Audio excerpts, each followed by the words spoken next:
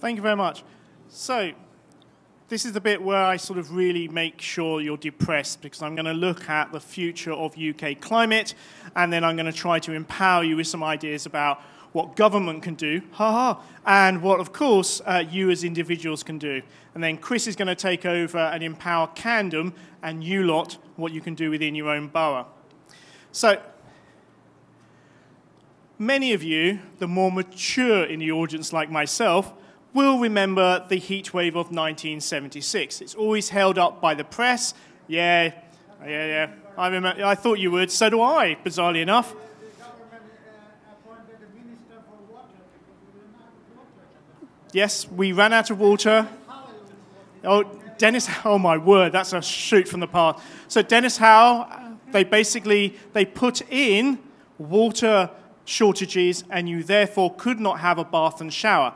Now, the interesting thing is, of course, 2018, as you can see here, we had a heat wave that was equivalent, if not hotter, than 1976. And the really interesting thing is, because of the change in infrastructure and funding, we did not run out of water. But there's something really interesting about 76 compared with 2018. If we look at globally, the summer of 1976 was just Northern Europe, okay? A little bit of Southern Australia. It was just a localized weather event. If we then look at 2018, you can see that the heat wave was global. Everywhere was much hotter than the average. So, some of you may have even survived the heat wave of 2003. Sorry, I can't hear you. Over the fan. How much of that heat wave was environmental and how much was global warming as opposed to thermal cooling? Right. So, we would argue that the majority of the heating of 2018 was due to climate change. The average is much warmer than the 1960 to 1990 level. If you look at, say, 1976, that's just a weather pattern. So if we have a look at the heat wave of 2003, this is the heating in London, which was over 9 degrees warmer than the surrounding areas. As a North London boy, I'm from sort of Endon, and therefore I'm sort of like just in the Barnet area, so it wasn't that hot. But it also shows you why the rich people live down in Richmond, okay? Look at that nice yellow spot. Wasn't so hot. Again, in this heat wave, 70,000 people died in Northern Europe. Now, those were mainly elderly people, and as the medics call it, they were harvested because they were going to die soonish, but they were just taken a little bit early. And it's that vulnerable population, and the most important thing is nighttime temperatures. So, what is the risk of those sorts of summers happening again? So, as you can see, now we have about a 1 in 10 year event. So the heat wave of 2018 should happen about once every 10 years. But if we go on to the 1.5 degree pathway, summers that hot will be every 4 years. And if we go on to the top pathway of 3 degrees, forget even the 4 degrees one, then 9 out of 10 years will be as hot as the summer of 2003. So we're looking at a marked shift in our climate. And the reason being is because the summers in the UK are becoming hot and dry. Interesting thing is, as a kid, the wettest actual month of the year was just about August when I was a kid, which ruined all my summer holidays. But guess what? Now, not a chance. Hot, dry summers. By the way, this is the only official desert in the United Kingdom at Dungeness. So there you are. That's what the rest of the world's going to look like in the future. So, extreme flooding events. We've had those in 2007, 2010, and 2013 and 14. And the reason being is because our winters are becoming warmer and wetter. But there's a sting in the tail, like the beast from the east last year.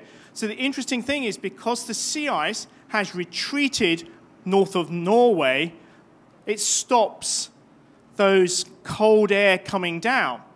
But now because it's retreated, it's no longer stopping it. So we get short, sharp, cold events coming down from Siberia.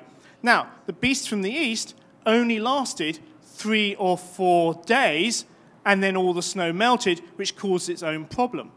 So everybody thinks, oh, that was a cold winter. No, it wasn't. It was actually a very warm, wet winter. It just happened to have very, very cold days.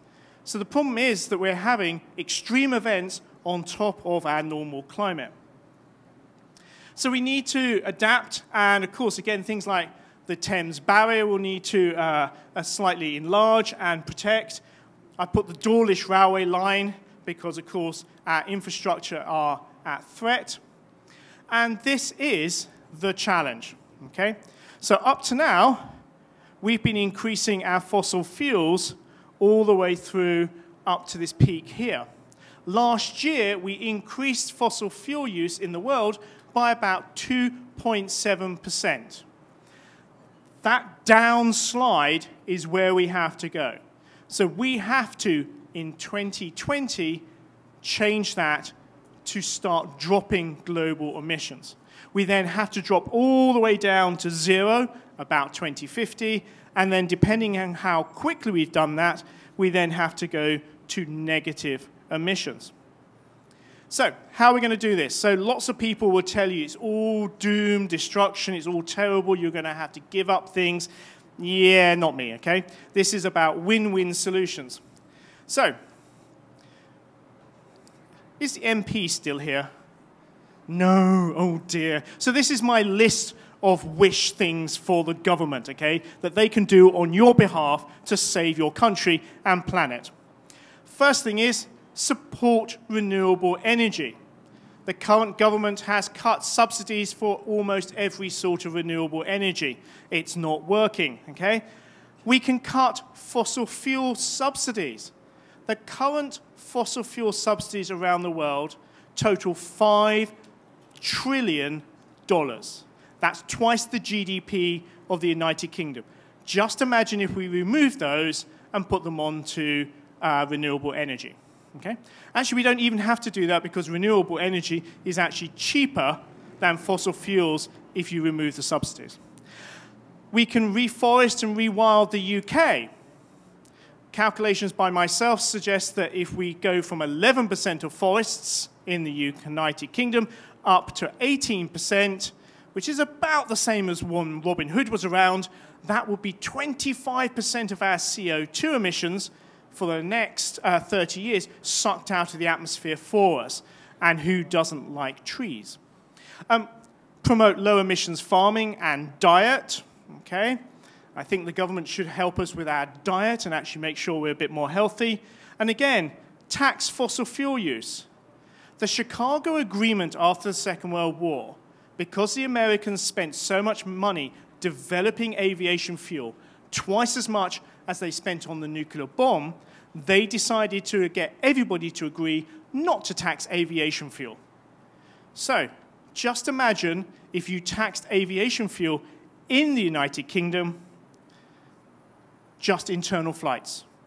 Suddenly, the train would be much more affordable. So you can start doing things like that. Support electric cars and public transport.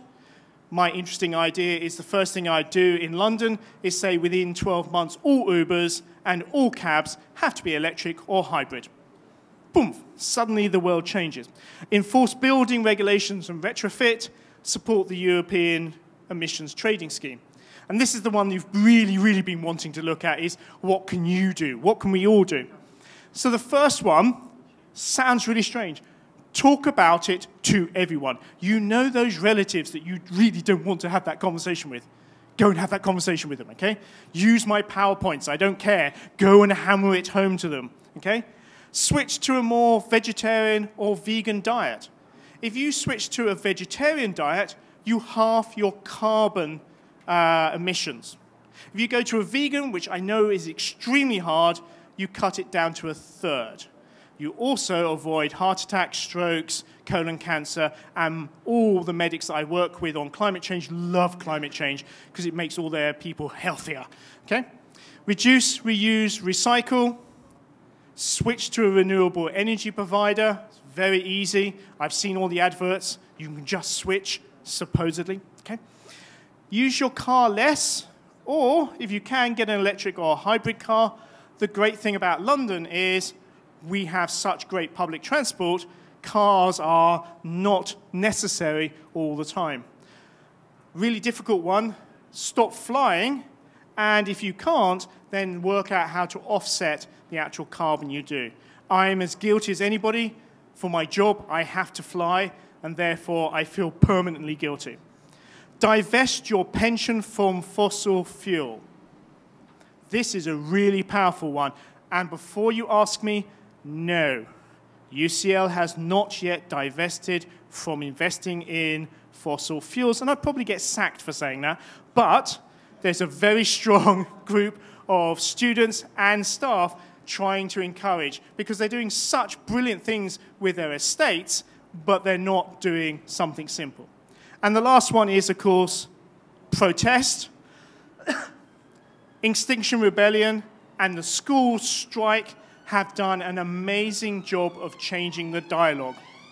You may be interested, I wrote a blog because I had to interview my own daughter because she demanded to go on the climate strike, and I was paranoid it was my fault, and she was pleasing daddy. Yeah, no, it didn't turn out to be that at all.